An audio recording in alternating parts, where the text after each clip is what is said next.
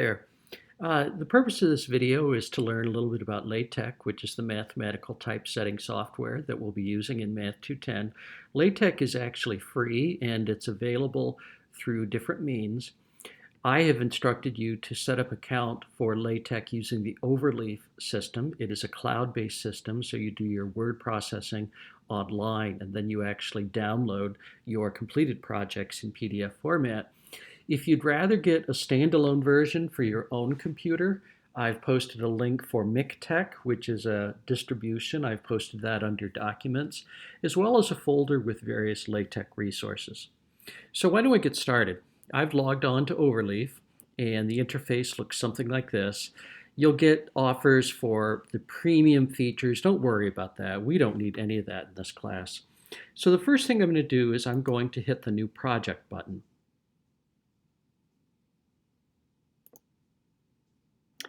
And it gives me a choice of whether I want a blank paper, a sample paper, a presentation, academic journal article. All we're going to do is we're going to use the blank paper. Now what you should see when you hit that, you should see a few panes. This is sort of the project pane. What in here is the text pane, and then over here is the output pane. So this is really where we do all our work, and then in the input pane, and then we view the output over here in the output pane. Let me say that again. This is the input pane where we do our typing, and then this is the output pane where output appears. And you can move the windows around. I'm going to keep this window over here a little bit more so that you can actually see the output. Now the processing takes place on a cloud-based server. And sometimes it will take a while to do the processing, in which case you might find it advantageous to install LaTeX on your own machine. So within the text file that we're going to be doing all our typing, you'll notice that we have something called document class article. That's just LaTeX way of saying we're typing an article as opposed to a poster or a book or something like this. This is telling us that we want use package, we want to use a particular type of font. All of this stuff is what I call the preamble. Really, the bulk of our typing is going to take place between the begin document and the end document. The backslash key is really one of the most important keys in the LaTeX system. Frequently, we'll see something like begin something and then later end something. So what I'm going to do is I'm just going to type some text here. Welcome to Math 210. And then what you should see in the output pane, there's a little bit of a time lag, but you should see the output over there. Okay? The prerequisite for this course is WRT 150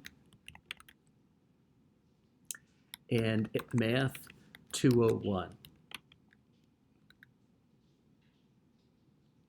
Okay, now notice how it went to the next line and it didn't indent. We'll talk about indentation a little bit later. Notice that if I hit the return key over in the typesetting panel, Math 201 is Calculus 1.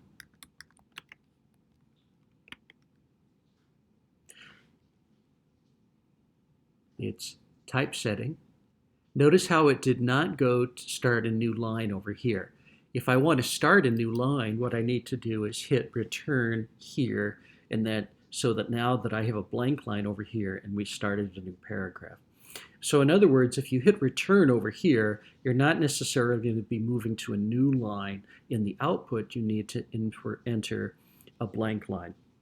Now, in terms of mathematics, one of the things we do is we input mathematics in two forms. We input mathematics in line, that means in the flow of a sentence, and then sometimes we want our mathematics to consist of centered equations. So we have to tell LaTeX whenever we're switching from text mode, which I'm in now, to math mode. Okay? So let's type something simple like factoring a polynomial. we can factor.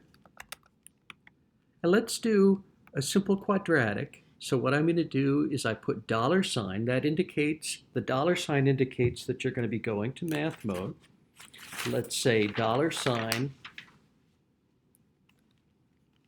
x squared plus 4x plus 4 equals x plus 2 quantity squared. And the caret symbol is what I'm using right there. And then let's end this with a $sign to say, okay, we're done with math mode. And you can see now how it does the typesetting over here. Okay, so this is what we call math mode inline. We can factor x squared plus 4x equals 4. X squared plus 4x plus 4 equals x plus 2 quantity squared. That's within the normal line of typing. I'm going to cut all this out. Okay? Now, LaTeX has various sorts of math symbols. And to get some of the fancy math symbols to work, what we have to do is we have to tell LaTeX up here in the preamble that there are other packages we want to use. So I'm going to say use package, LaTeX, SYMB,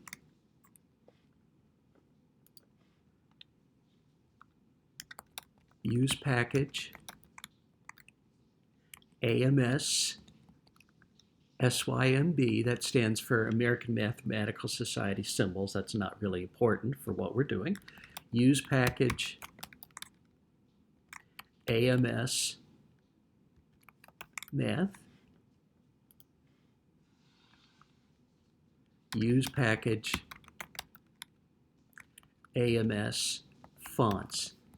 So what this is going to do is some of the math term formulas and symbols we're going to use here require certain packages. Okay, so I seem to have an error.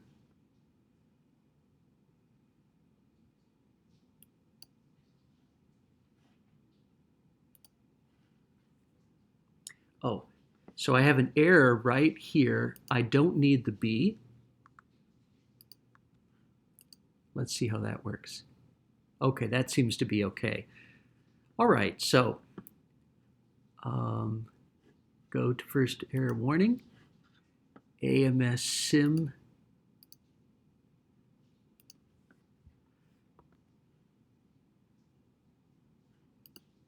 Let's see if that works. Okay, that seems to be okay. Notice how I had to go in and correct some errors. I had mistyped some of these things. Okay, we can use the Greek alphabet to enter some of our symbols, and you'll learn using the LaTeX handouts that I've given. You'll start to almost memorize various letters of the alphabet and whatnot. So if, let's say I want the Greek letter alpha, if backslash alpha equals 2, close the math mode with the $sign. I'm switching from, whenever I put $signs in, that indicates that what I have between the $signs I want in math mode. So if alpha equals 2 and let's say beta equals 3, then $sign, the product alpha times beta equals 6.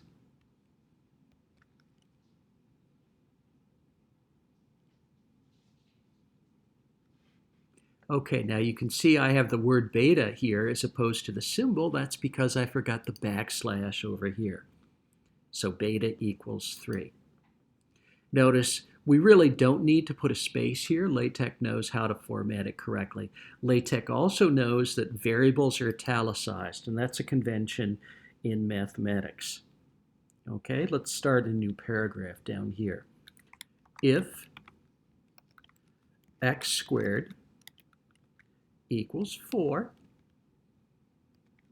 $sign, so that's going to be in math mode, then we know that x equals plus or minus 2. Now to get the plus or minus symbol, it's backslash PM. Again, you can get this by looking at some of the handouts that are posted under course documents. We are processing over in the output pane. Then x equals plus or minus 2. Now, if at any point you want to save your output, and you'll be doing this throughout the semester when you send me your typeset portfolio proofs, you can just go up here and hit the PDF button, and it will allow you to save the file. Unfortunately, the share button will not allow you to email it to me directly. I'm not sure why that is. Okay, so LaTeX has some built-in functions, like the sign and the natural log. We don't want to italicize words like cosine and sine. So if we did something like this, cosine of 0 equals 1. Notice how in the output pane, the cosine is italicized, and we don't want the word cosine itself italicized, so we use the backslash cosine. So that tells LaTeX that we're using the familiar cosine function, and we don't want it italicized, which is what we see over here. Okay? The natural log and the exponential work the same way. We can simplify backslash ln e to the x power. We know that that simplifies to be just x.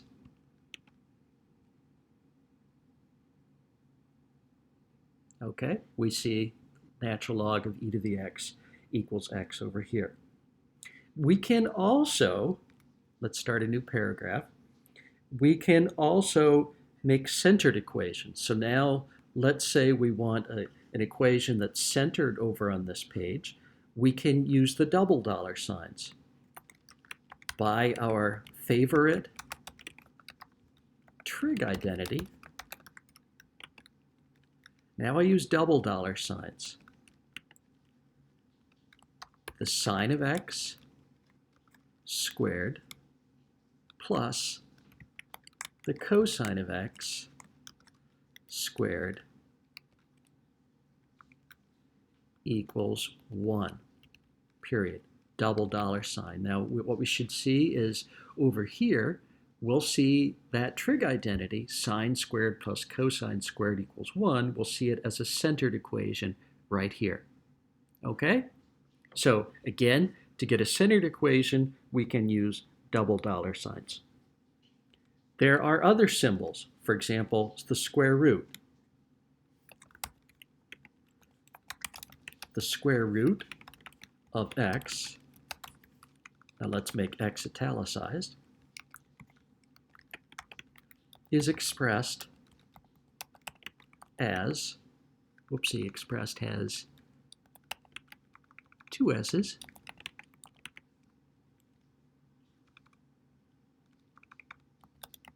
is expressed as $sign backslash sqrt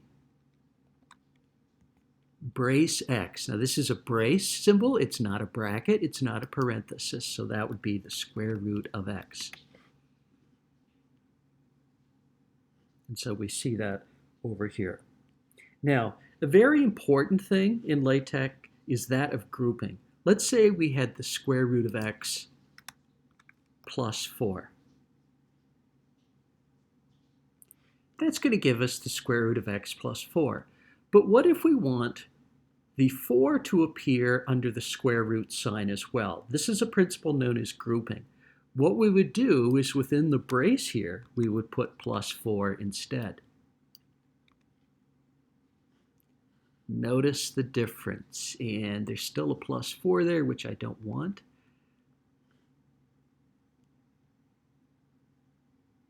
There we go. So the square root of x plus 4 is expressed as this way. So notice how the x plus 4 is occurring within the braces. We can do the same thing with other types of functions. A more complicated exponential might be, let's say, f of x equals e caret symbol. And let's say we want e to the 2x. Then within the braces, we'll put 2x $sign.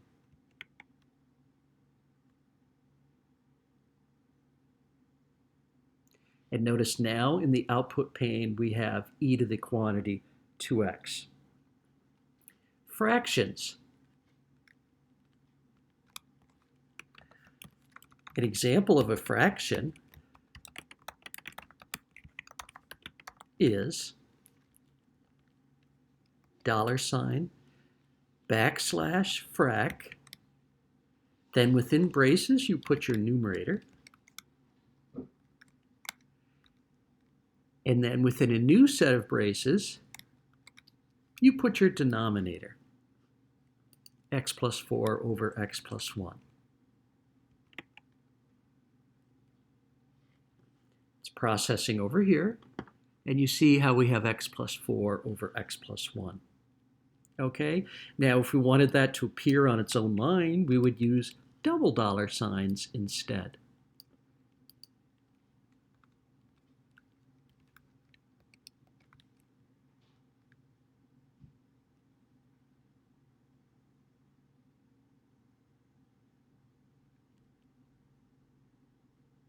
And there we go. Okay, so I'm going to chop some of this stuff out. You may, or no, I'm okay. I got lots of space here.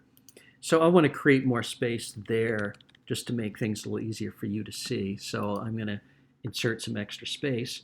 Now we have all sorts of other symbols. We have symbols like the integral sign, the limit sign, and so on. Let's do an integral, and then let's do a limit. So the integral is computed, written using the integral symbol. So let's do this as a centered equation. Double $sign, \int, and let's do the integral of x dx, and we know that that's going to be x squared over 2 plus a constant. So let's say \frac x squared over 2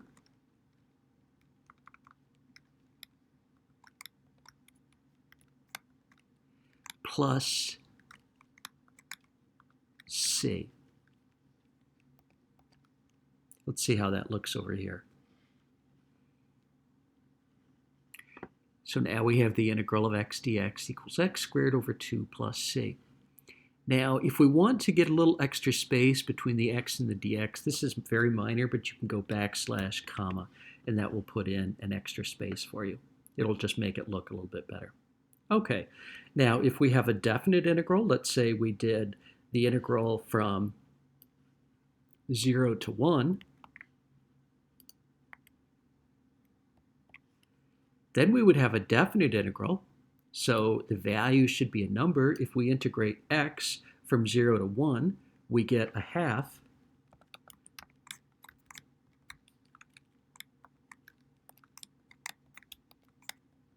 And we need to put endpoints on here. So to get the endpoints, we use a subscript, an underscore symbol for subscripts. So 0, x goes from 0, and then a superscript, a caret symbol, to go to 1.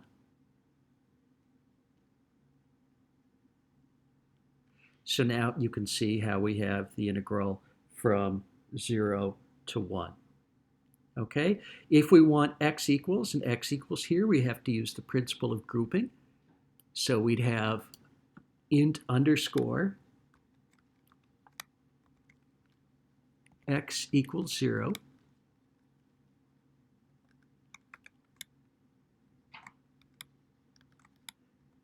x equals 1.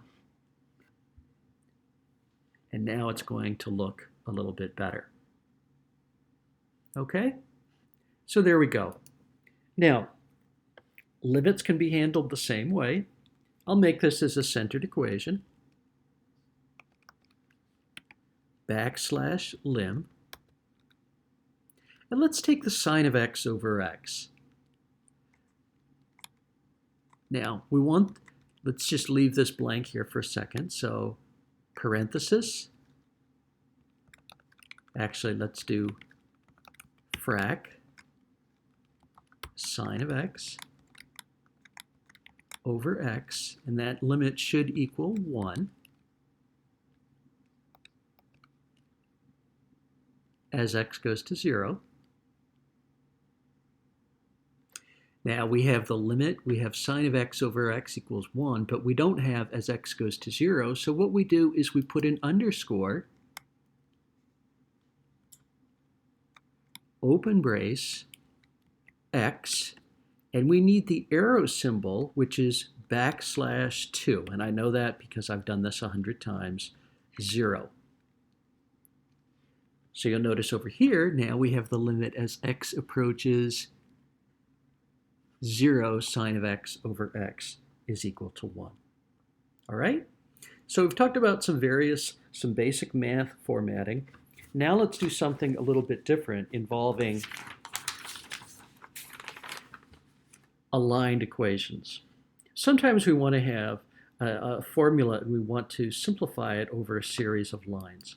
So let's talk about how to do that. This is when we use the align environment. Now, again, math mode, we can get into math mode by using a dollar sign, enclosing things within dollar signs, or if we want things on their own line, using double dollar signs. But here's a new way using what we call the align environment. So it begins something like this. Begin,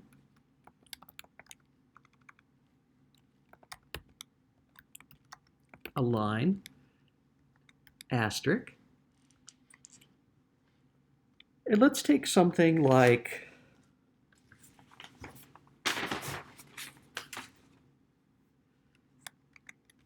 x plus 3 quantity squared plus x plus 1 quantity squared. And let's expand this over a series of a couple lines. Now, we're going to set this up in a way so that we have our equal signs aligned from one line to the next. So the way we do that is we go ampersand equals. So the ampersand symbol, the and symbol, is the signal saying that I want to align this equal sign with the one that goes on the next line. So let's expand that. We have x squared plus 6x plus 9 plus x squared plus 2x plus 1. Now we want to go to the next line, so we use the backslash key twice.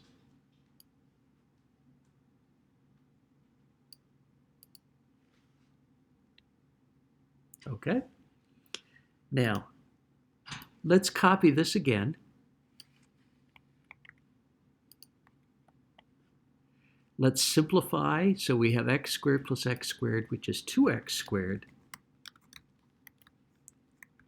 plus 8x plus 10. 2x squared plus 8x plus 10. And I hope that I've done my algebra correctly there. And now let's end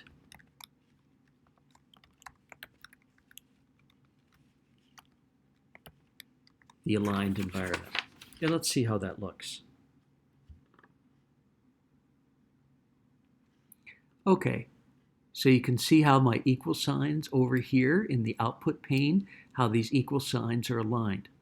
Let's say I didn't want this to appear twice. Let's say I wanted just x plus 3 quantity squared plus x plus 1 quantity squared equals that, and then equals that. Here's how I could do that.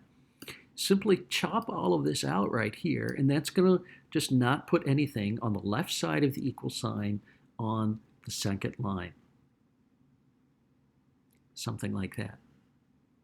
Okay, so what we've discussed so far, we've discussed basic typesetting, basic math mode. The way we can use math mode is we can use the single dollar sign, and between two single dollar signs put our math code. We can use double dollar signs for centered lines, and then if we want to have aligned formulas, we can use the begin align fact. Now, a little bit about paragraph formulation. You can see how sometimes I had paragraphs formed here, new paragraphs. Here's a nice way to get block paragraphs. Okay, I'm going to create, in LaTeX, I'm going to create my own command. So it's going to be up here in the preamble, before the begin document. I'm going to define a new command. I'm going to call it new par, so backslash new par, close brace. And whenever I type news par, I want a little bit of vertical space included, and then I want to not indent a new paragraph. So I'll say backslash v space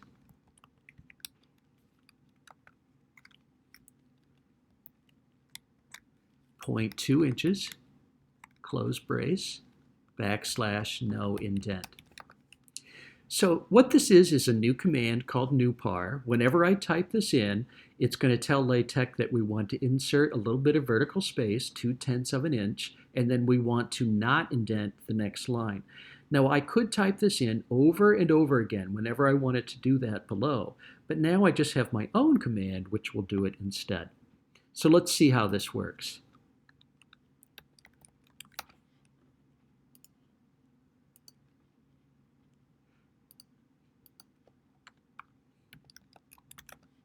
Notice how I left a blank line here.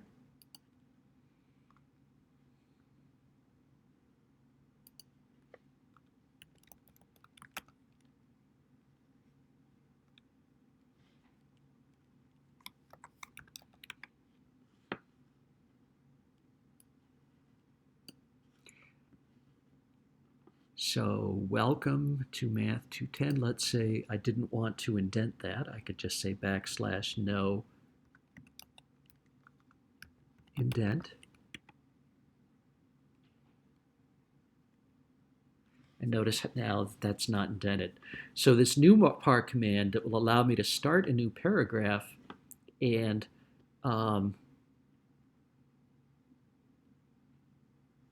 do it in a block style without indenting. So I'm trying to figure out where my trig output went. Oh, it's way down here. Okay, so there's the sign squared. Oh, what I accidentally typed is new page, which sent us to a next page, which when I really just want new par. Okay, there we go. All right, so in class, when you meet in the lab during the second class meeting, I'm going to give you a little bit of mathematical output, and hopefully using the ideas within this video that I've created, you can actually create the LaTeX code yourself that will produce the given output. See you then.